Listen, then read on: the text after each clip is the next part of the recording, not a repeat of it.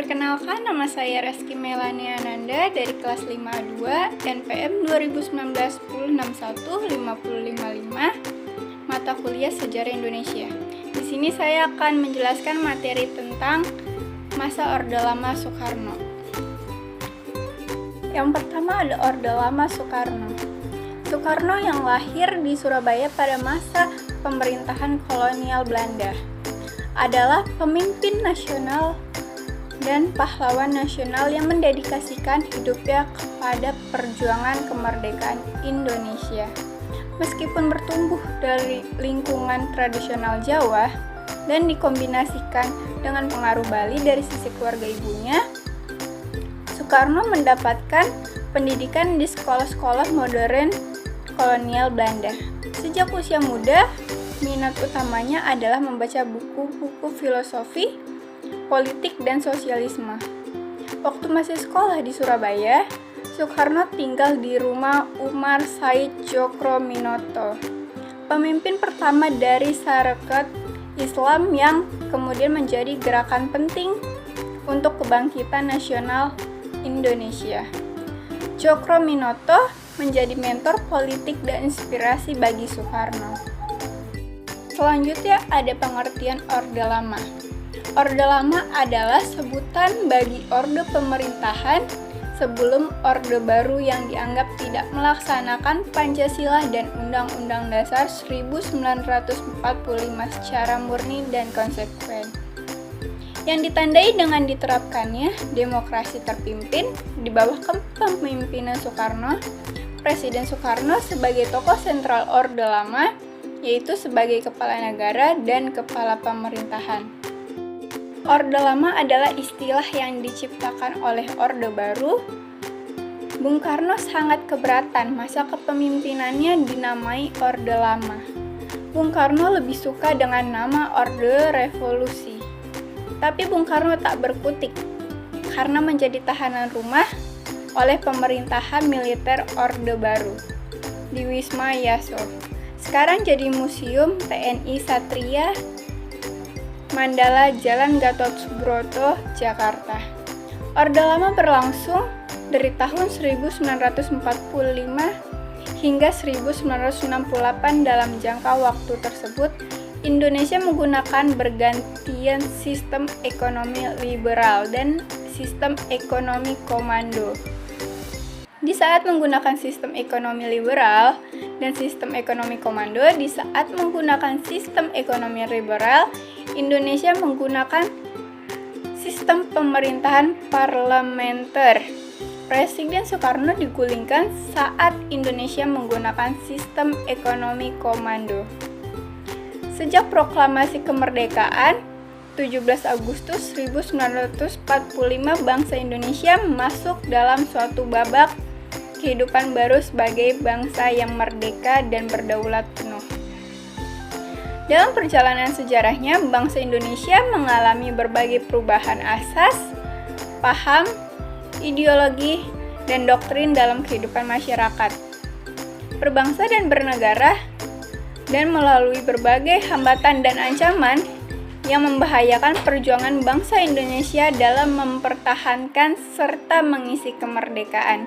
Adapun beberapa sistem pemerintahan pada masa Orde Lama, yang pertama itu kebijakan pada pemerintah, yang kedua berorientasi pada politik, yang ketiga semua proyek diserahkan kepada pemerintah dan sentralistik, yang keempat demokrasi terpimpin, dan yang kelima sekularisme. Adapun pelaksanaan sistem politik pada masa Orde Lama, yang pertama itu pada tahun 1945 sampai dengan 1950 pada masa kemerdekaan. Yang kedua itu pada tahun 1950 sampai dengan 1957 pada masa liberal. Yang ketiga pada tahun 1959 sampai dengan 1967 pada masa demokrasi terpimpin. Di masa pasca kemerdekaan terjadi penyimpangan dari masa kemerdekaan, antara lain yaitu berubah fungsi Komite Nasional Indonesia Pusat dari pembantu Presiden menjadi badan yang diserahi kekuasaan legislatif dan ikut menetapkan GBHN yang merupakan wewenang MPR. Yang kedua, terjadi perubahan sistem kabinet presidensial menjadi kabinet parlementer. Dan pada masa demokrasi liberal, di sistem pemerintahannya yang dianut adalah parlementer. Kabinet dengan demokrasi liberal, ciri-ciri demokrasi liberal yang pertama itu presiden dan wakil presiden tidak dapat diganggu-gugat. Yang kedua, menteri bertanggung jawab atas kebijakan pemerintahan. Yang ketiga, presiden berhak membubarkan DPR. Dan yang keempat, perdana menteri diangkat oleh presiden. Dan pada era 1950 sampai 1959 ialah era di mana Presiden Soekarno memerintah menggunakan konstitusi Undang-Undang Dasar Sementara Republik Indonesia tahun 1950, di mana periode ini berlangsung dari 17 Agustus sampai 1950 sampai 5 Juli 1959. Dewan Konstitusi diserahi tugas membuat undang-undang dasar yang baru sesuai amanat Undang-Undang Dasar 1950. Namun sampai tahun 1959, badan ini belum juga bisa membuat konstitusi baru. Dan di masa demokrasi terpimpin, sejarah Indonesia adalah masa di mana sistem demokrasi terpimpin sempat berjalan di Indonesia. Demokrasi terpimpin adalah sebuah sistem demokrasi di mana seluruh keputusan serta pemikiran berpusat pada pemimpin negara, yaitu Presiden Soekarno. Konsep sistem demokrasi terpimpin pertama kali diumumkan oleh Presiden Soekarno dalam pembukaan sidang konstitusi pada tanggal 10. Dan selanjutnya ada berbagai penyimpangan demokrasi terpimpin. Yang pertama itu, Pancasila diidentikan dengan Nasakom. Yang kedua, produk hukum yang setingkat dengan undang-undang ditetapkan dalam bentuk penetapan presiden daripada persetujuan. Dan yang ketiga, MPRS mengangkat Soekarno sebagai presiden seumur hidup. Yang keempat, presiden membubarkan di hari pemilu pada tahun 1955. Dan yang kelima, presiden menyatakan perang dengan Malaysia. Yang keenam, presiden menyatakan Indonesia keluar dari PBB. Dan yang ketujuh, hak budget tidak jalan. Selanjutnya, kondisi ekonomi pada masa Orde Lama. Pada masa Orde Lama, tahun 1951 sampai 1966, keadaan ekonomi dan keuangan pada masa Orde Lama amat buruk, yang disebabkan oleh inflasi yang sangat tinggi dikarenakan beredarnya lebih dari satu mata uang secara tidak terkendali.